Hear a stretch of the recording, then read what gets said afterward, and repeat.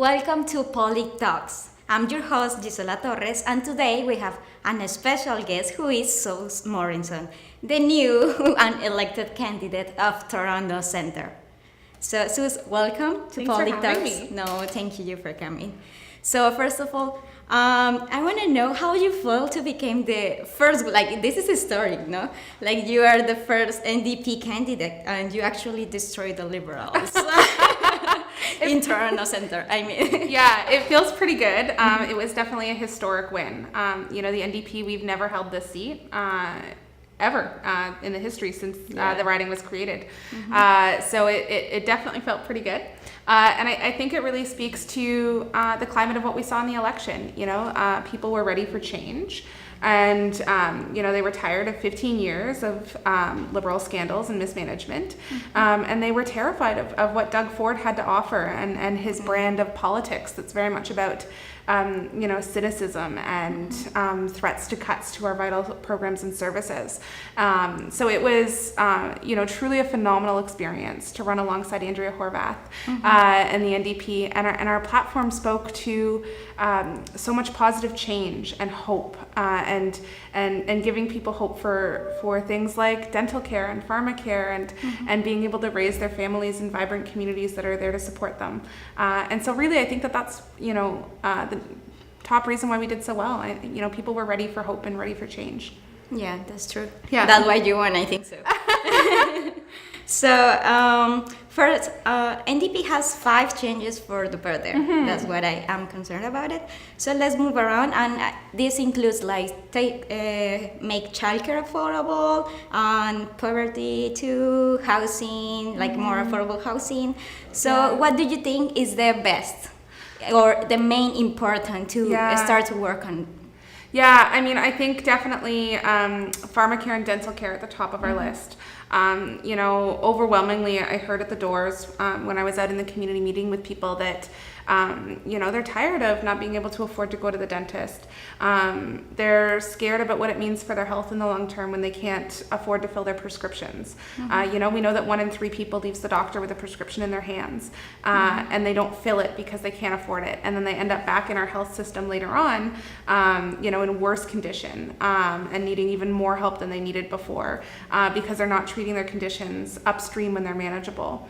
And as far as dental care, I grew up in downtown in poverty, and I didn't see a dentist for more than 15 years when I was a little girl, because we just couldn't afford it. And no mom in Toronto in 2018 should have to worry about whether she can afford to fill her kids' cavities or not. It's just it's time to be treating our communities differently and providing the programs and services that people need. But we're certainly gonna keep fighting for these things. But we're certainly in an uphill battle, facing a conservative majority to make progress on these programs. And what about the house affordable? Like, how are you gonna do that? Like the strategy? Yeah, these are all things that we're going to have to figure out in a conservative majority context. And really, at this point, we are going to have to keep holding Doug Ford accountable and keep fighting and pushing back, because we have already seen, he's not even sworn in, and the cuts are rolling out. Already in the first few weeks of his mandate, and even only with the capacity of a premier designate, he's rolled back the Green Ontario Fund, which allowed homeowners to do energy retrofits to their homes to make them more affordable. But a huge part of that program that I think a lot of people don't know about was a program for affordable housing as well. So being able to do energy retrofits on affordable housing, and that program has now been completely shut down. So that's going to have a trickle-down effect into our community housing here in Toronto, where the buildings, we know they're not energy efficient. People are freezing cold in the winter and sweating boiling hot in the summer. And that's no way to live. And so these retrofit programs are really important for our community, and they're just gone now. That's it. They've been shut down. And so, this is going to be the battle of the next 4 years is holding Doug Ford accountable. Okay. So what about the improved public transit by creating new lines? Yeah, so that'll again be an interesting one. At the NDP, we'd committed to things like, building the downtown relief line, which will have 2 stops in this riding. And again, under the current state of a conservative majority, we're going to have to really fight for those things. Doug Ford's priorities definitely lie elsewhere. He's more concerned about transit in and out of the suburban communities and communities outside of Toronto. He's talking about some undocumented, unwritten plan about a subway line out to was he talking about a subway line to Guelph, I think was the latest thing I read about yesterday morning. There's no plan, there's no research, there's no evidence to support the initiatives he wants to push through. And meanwhile, we've got a situation in downtown Toronto where, the overcrowding on our subway platforms is getting to be a critical public health issue as far as I'm concerned. People are going to start getting pushed off of the platforms and start falling because the overcrowding, it's just going to take one person to trip down the stairs and you're going to see a domino effect. And it's very, very concerning, the level of overcrowding that we're seeing in our transit. So I really hope that, Doug Ford takes a look at these things and that we can continue to fight for good transit in the city. And if he doesn't look at these things, we're going to keep holding him accountable. That's our role as the official opposition. And it's certainly a very, very important role within our democratic process to have a strong official opposition. And we certainly are quite a large one. We're the largest official opposition in a generation. There's 40 of us in our caucus. And so that's 40 very loud, very strong, passionate voices, and we are going to use things like question period and our private members' bills and, every avenue of our democratic process to make sure that, he isn't just given, a free ride with our province. Yeah. So, and what about the auto insurance? And I heard that you're going to fight for that too? Yeah. So we had made some commitments in our platform to reduce auto insurance rates as well. I suspect that may be one that we might find common ground, with Doug Ford on. I know he's very concerned about, folks in the suburbs particularly. It seems to be an area of focus for him. It's hard to say though. I mean, we're in a situation we've never really been in before where we have a governing party who got elected without a platform.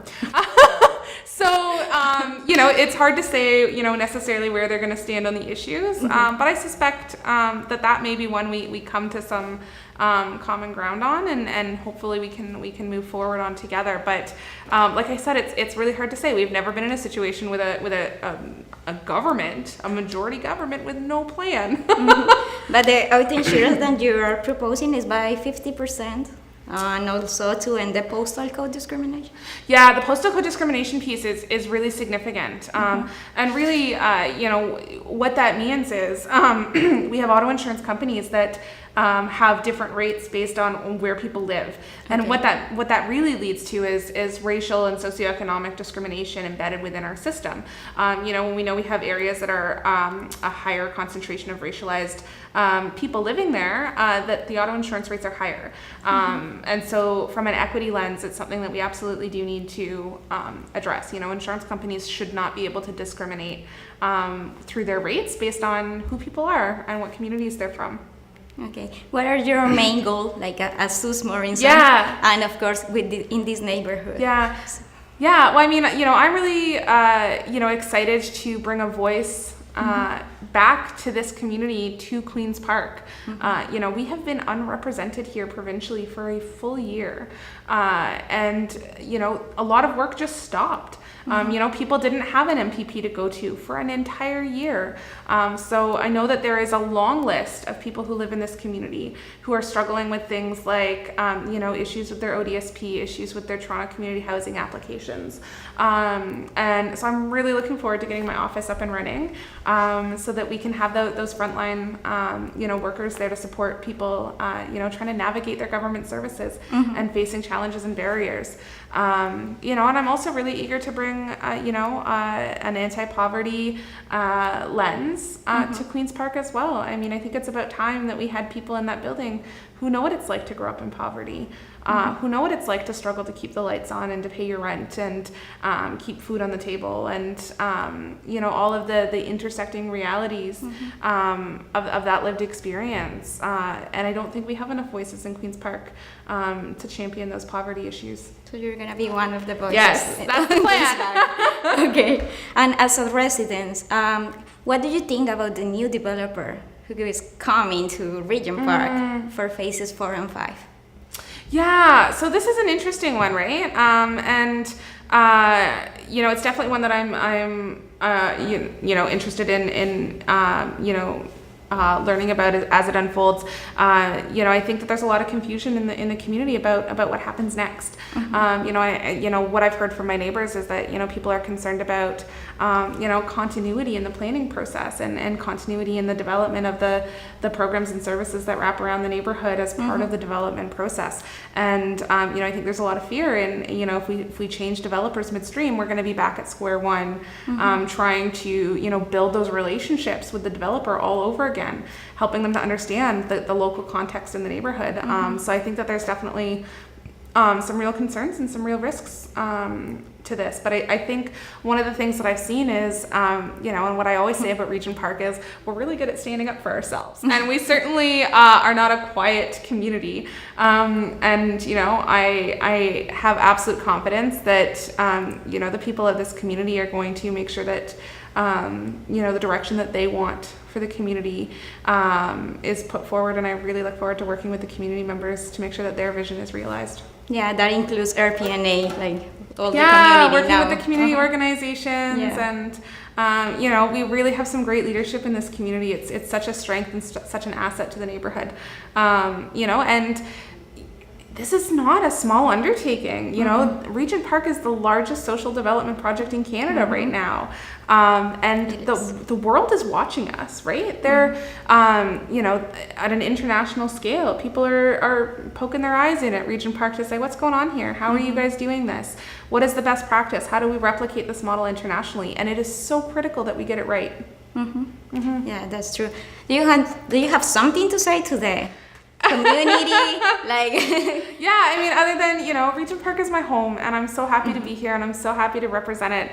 And I'm not sure we've ever had an MPP at Queen's Park who's come from this neighborhood. So it's certainly, a privilege and an honor to serve this community, and I'm really looking forward to working with everyone for the next 4 years.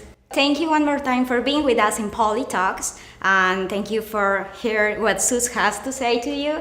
And actually, her passion is something that we should follow. And that's it for this episode.